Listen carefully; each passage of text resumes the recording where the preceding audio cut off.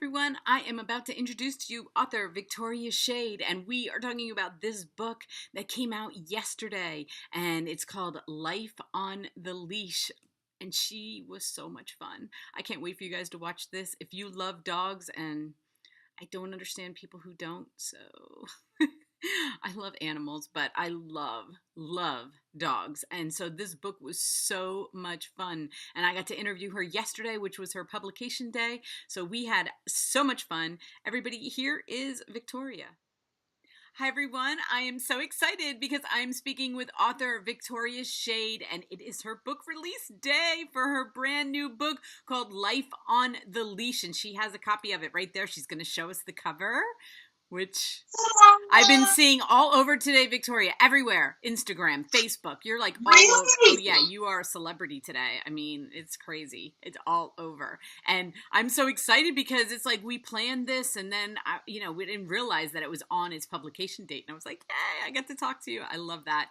It's like a little holiday, right? It's super exciting. I was thinking, I don't know what authors did prior to social media because that adds this incredible layer of immediacy and, the feedback and the support is just so awesome. I spent the morning on my phone. I think I have Twitter finger at this point. Yeah, and it was cool. I don't know what book people did. I don't know what authors did because yesterday I was on Instagram and all my book reviewers were talking about your book. And we had a little chat going, and I was like, I'm talking to her tomorrow. They're like, what? You're talking to her? You're so awesome. I don't know. It's like this little world that we live in that we all get to talk about authors, talk about books, see what's coming up. I just don't know how they did it. I really don't, because you just had to go to the bookstore and see what you could find. I guess. I don't know. Yeah, and be the weird person, tapping someone on the shoulder, did you like this? Is it good?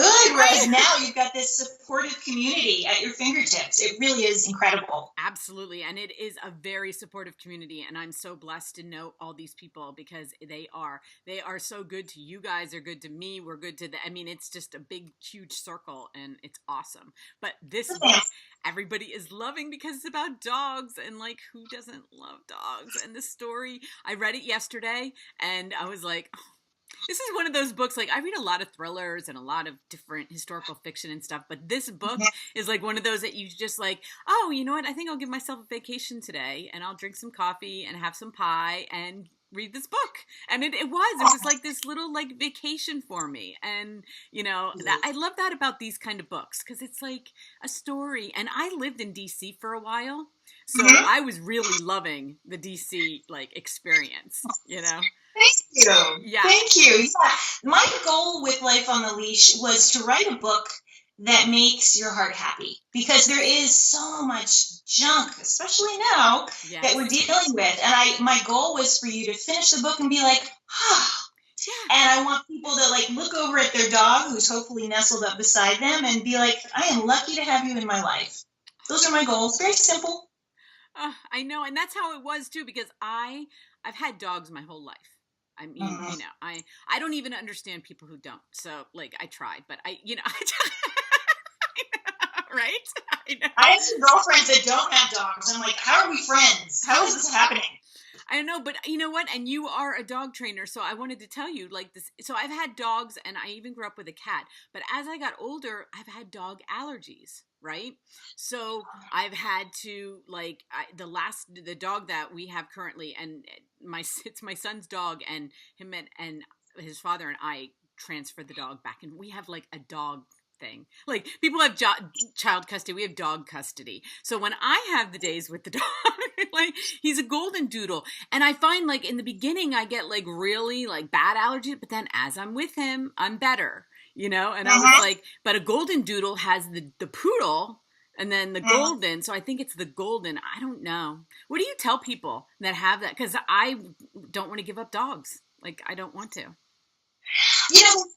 There's got to be homeopathic remedies. I will say that you always hear about the hypoallergenic breeds, and honestly, there's no such thing. That is marketing and sales pitch. The dog has fur and saliva and flaky skin. You're going to have allergies if you're prone. But, I should look into the homeopathic options. Yeah. I don't have an answer for that. That's what I Or wanted to know, is if there was breeds, you know, like if you say to people, oh, well, you should get this breed, you know, because I have tried different breeds, but, you know, I don't know. I think some dogs are worse because more hair and oh more, yeah, you know. So, oh yes, there's definitely a spectrum, but there is no such thing as a purely hypoallergenic breed, unfortunately. Come on, science, work on it.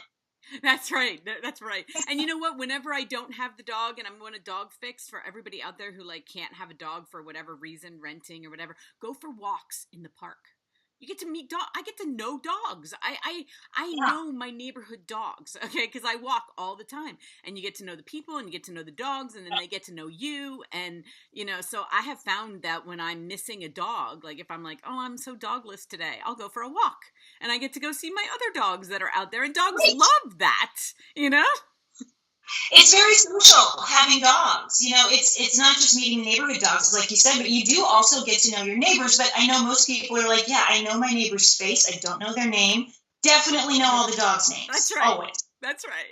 And I get excited, like when I see the dog, I'm up the block. I'm like, yay, there's my dog. I get to go visit. So, anyways, that's why I think that's why this book was so heartwarming. And, you know, because we have Cora and she's a dog trainer and I love I've never taken any of my dogs to a dog trainer because I grew up with like those shows that you talk about in the book, and then you think you are a dog trainer.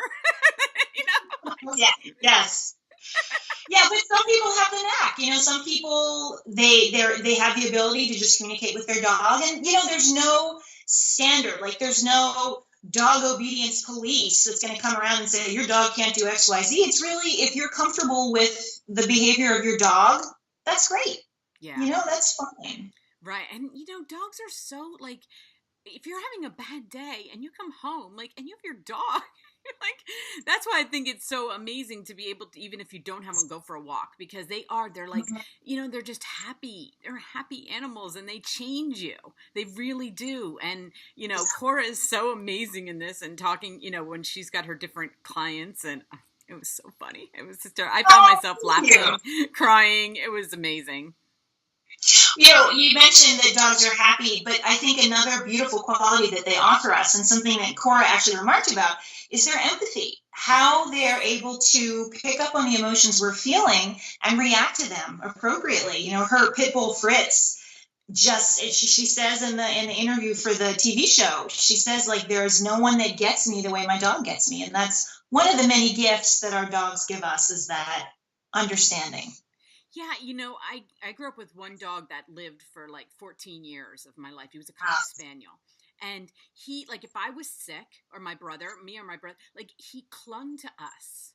And we used to always say, he must know I'm sick, because he would not just, like, that he would lay with us, but, like, follow us, you know, and be right there. You know, like, he was that in tune. We had a small family, but he was that in tune with what was going on in the family. And we kind of thought we made it up, but I don't think so. Like, we used to say it. Not at all. Not at all. My dog Olive, if you follow me on any of the socials, at Life on the Leash's Instagram, yes. Twitter is at Victoria Schade. But Olive is the white, scruffy underbite. I always focus in on her teeth because they're ridiculous. But she is so empathic that all I have to do is, like, sniffle and, you know, have, like, a sad face. And she's like, what's wrong? Are you okay? Can I help you? Let me lick you. Let me cuddle you. It's just that level of being able to pick up on even the slightest thing. That, yeah, I've got my very own. We call her Clara Barkton because she just gets it. So how did you discover that you were, like, a writer? I mean, you've written in magazine articles, but, like, to take on a book, like, I'm going to write a story. Did you just wake up one day and say, that's what I'm going to do? I actually have written 2 dog training books. So that was my first, like, exposure to the world of writing a book, but it's very different writing a how-to versus writing fiction. But what I noticed as I was sweating and crying and having many fits as I wrote these books, because it's hard, I would do little stories that went along with, like, oh, if you're teaching stay, here's something that happens. And as I wrote those stories, I would just sail through them. It was so easy and so fun for me. And I started to realize, well, hey, maybe there's something to be said for this fiction path as opposed to the nonfiction path. And then that, combined with the fact that, you know, my career, much like Cora's, it was going into people's homes. And that environment, that situation is so ripe for storytelling, because every time you walk in the door, it's a new cast of characters, a new dog, new problems, new heartbreak and success. So I keep saying, where's my Netflix series? Because it's just perfect to serialize it. You know, these lives that you become so entwined in just 5 weeks, 5 hours, 5 weeks, you are almost a member of the family by the end of it. And it's a really magical and sometimes challenging dynamic. But yeah, just perfectly right for storytelling. Oh, definitely. I even learned things. Everybody, Oh, you get to learn things in this book about your dog. So, because you stick little tidbits. Some training without preaching too much. That's right. I love that though. I love the part about, like, because my golden doodle, on walks, you know, I'm always pulling, you know, and he's one of the best trained dogs I've ever had. I love him to death. But, you know, it's like, it was that learning curve that we had on walks that I never had with my other dogs. But he's getting it. And I was like, oh, yeah, okay, Lucy, I get it. She's like, you're like giving me little tips. Yeah. If I hang out with my mom, sometimes I get a treat. This is good. Right. Yeah. And I loved Cora. I mean, her character is so much fun, you know, going through her, you know, emotions, and, you know, like I said, it's one of those, like, heartwarming. Right. And I'm going to tell everybody, a lot of people love the first line, and I do love the first line, but my second favorite, which is becoming easily my favorite line in a whole book, is the last line of a first chapter, because it takes me to that second chapter. Okay. Right. And so I pay attention to it. And it actually, when I go back, I always reread the first chapter, because I like to see how you got me. Okay, I want to be like, oh my God, Victoria was so smart. Look at how she got me to read this whole book. So the last line of the first chapter is, she turned pink, talking about Cora, and wondered how she was going to navigate the next 5 weeks without ever looking directly at Charlie. And the first time I read it, it made me laugh. And the second time I was like, that's so brilliant. I mean, for this story, that was such a great line. And I love telling authors, like, how they did that, you know, because it's like the last line that I really read of the book before I put it away, you know? So that's a really interesting way of digesting a book. I love that. Yeah, I was doing it with thrillers at first, because you want to see how they set up the thriller, and then I started doing it, and I was like, oh, every book you can do this with. It doesn't just not just thrillers, and like I said, it kind of wraps it up. It wraps up that first chapter, but it gets you. There's so many books out there, and people will read a first chapter and be like, you know, no, I'll read another book, and they, you know, we lose their attention span very quickly. You know, people have other things. They got tons of books, but if you can get them, and now everybody's like, ooh, I wonder what happens with Charlie. Like, let's keep reading. So, you know, I have to tell you, it was a great line. Thank you. I appreciate that. Yeah, it was fun. What's funny about that Charlie storyline in particular is how invested people became, without spoilers. Right. And some of the decisions she made, like, reviewers are saying, like, I wanted to shake her. I wanted to, you know, tell her to rethink what she's doing. But that's life. We all have a journey, and, you know, we all make mistakes. I'm sure we can all look back on our lives and say, like, ooh, that was the wrong path to take, but I righted it, and here I am. So yeah, working on the right path versus the wrong path is part of what Cora deals with in the book. Yeah. So are you writing another one before I let you go? Because this is, like I said, you have to, first of all, because everybody's loving this book. So I don't know. It's like, you could write a continuation. I don't know. What are you thinking? I'm thinking for you. Well, I love it. I love brainstorming. I'm always open to brainstorming. I would be totally open to continuing Cora's story, and I actually have a roughed out version of where it would go, and I have to say it's kind of cool. But at this point, Life on the Leash is a standalone book. Right. My second book is done, and it's a story of family secrets and fish out of water, set in England, and of course dogs. So it's, that one's done. And then I'm working on number 3. I'm 10,000 words into 3, and I'm just having a great time with it. More dogs, of course. Yeah, well, I'm so happy to hear that. And all your fans are going to be so happy to hear that, because, like I said, everybody is loving this. And I'm going to put this video out tomorrow, because we're talking on publication day. But hold up that cover one more time for everybody to look at, because Life on a Leash, there it is. Life on the Leash. On the leash, right. Why do Yeah. I say that? I kept And saying there's also, I did this is not the book. This is a squeaky toy version of the book. Hard That's to tell awesome. the difference.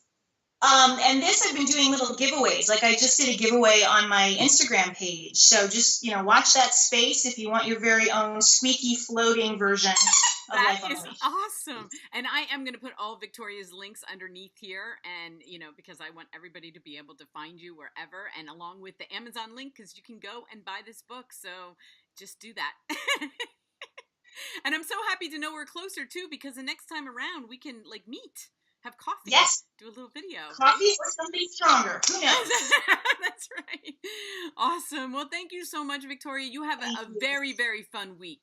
This is awesome. Thank you. I really appreciate it. Okay. Have a great day. Bye-bye. Bye. Isn't she fun? Oh my God. I love her. And you will love this book. It was really, really good. And, it's just one of those books you just cuddle up with and not move till you finish. So I loved Cora, and, I didn't even want it to end. So it was amazing. But anyway, I love her. Thank you so much, Victoria. It was so much fun talking to you on your publication day. All of her links will be listed below, along with the Amazon link. Thanks, everyone.